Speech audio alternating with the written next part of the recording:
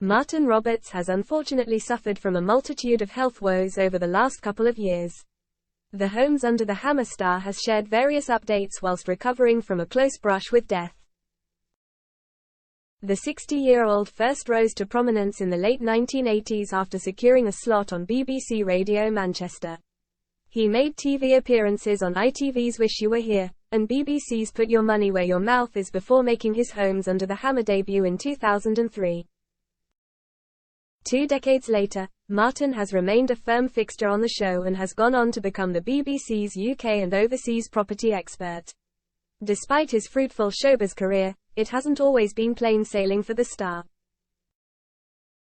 Just weeks after delivering medical supplies to Ukrainian refugees, the father of 2 was rushed to hospital after suffering with chest pains. Upon arriving at the Bath-based institution in April 2022, the property expert discovered he'd have to go into theatre for emergency surgery. After his sudden admittance, medics learned he had a massive amount of fluid that was strangling his heart. This pericardial effusion meant that Martin would need life-saving surgery. Speaking to OK! Magazine, the presenter revealed doctors had plunged an 8-inch needle into his chest to draw out, syringe after syringe, of liquid. "I was awake for this, but I was a bit woozy," he admitted. "There was a tube that went in through my chest cavity, down into the sac around my heart." The DIY expert later told his social media followers, "Had they not got rid of it, which they did in an emergency operation last night, then it's sort of quite serious, like, hours to live kind of CP.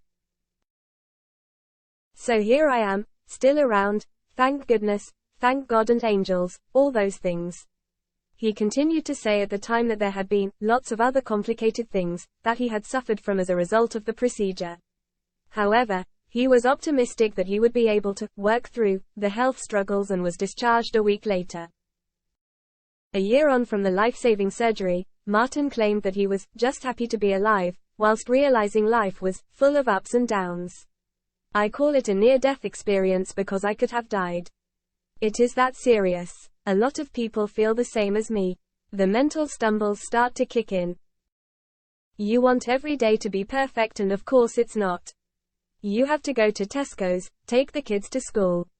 Life is full of ups and downs.